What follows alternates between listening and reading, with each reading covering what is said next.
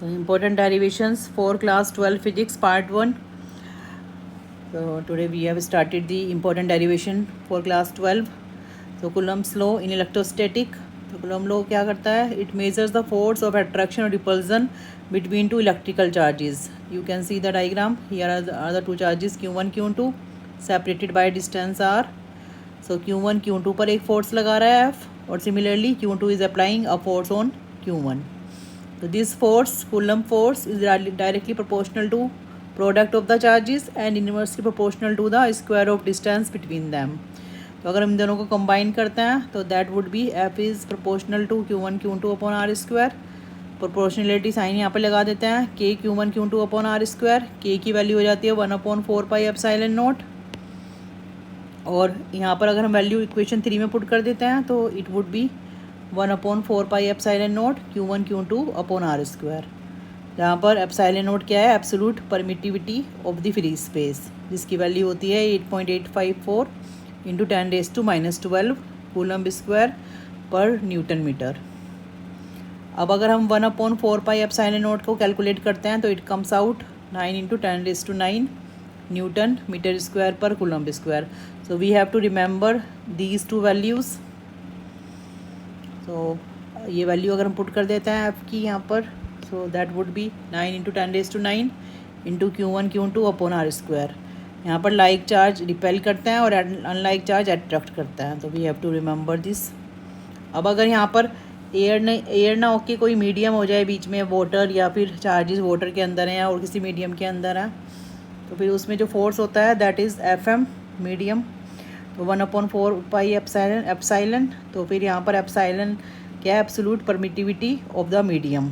तो अगर हम इन दोनों का रेशियो लेते हैं इक्वेशन 4 और 5 का, so that would be epsilon upon epsilon not.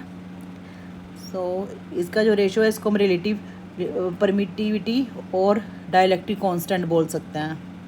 तो दोनों ही ये कांस्टेंट है, it does not have any unit. So FM, और यहाँ से we can see epsilon equals to epsilon naught K. So we can write the formula of the force like this only. और अगर हमें वेक्टर फॉर्म में लिखना है तो वेक्टर फॉर्म में अगर यहाँ पर Q1 Q2 के ऊपर एक फोर्स लगा रहा है और सिमिलरली Q2 Q1 के ऊपर एक फोर्स लगा रहा है, so this force is F12 and this force is F21. So F12 equals to K Q1 Q2 upon R square. और यहाँ पर हमने यूनिट वेक्टर की फॉर्म में लिखा है इसको.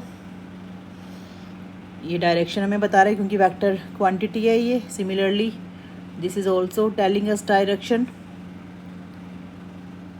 और कंबाइनली वी कैन, अगर हम यहाँ पर दोनों फोर्स नहीं देखते हैं तो वेक्टर फॉर्म में we can write in this way.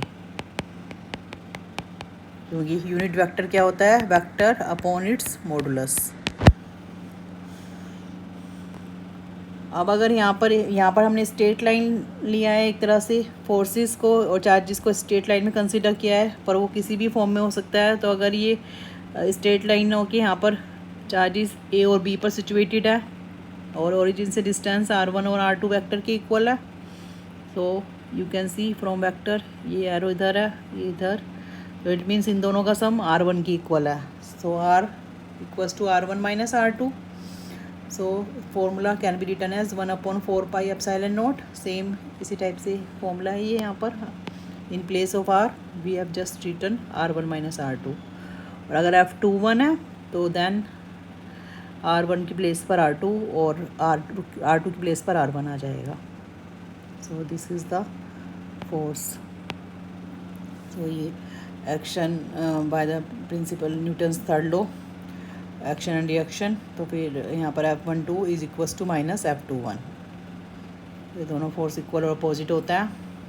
So this is the Coulomb's law. और अगर मीडियम है तो मीडियम में फोर्स कम हो जाता है. अगर यहाँ पर वाटर के अंदर हमने रखा हुआ है चार्जिस को, तो फोर्स वाटर के अंदर 81 टाइम्स कम हो जाता है यहाँ पर, क्योंकि वाटर के लिए जो डाइलेक्ट्रिक कांस्टेंट है दैट इज़ 80 और 81.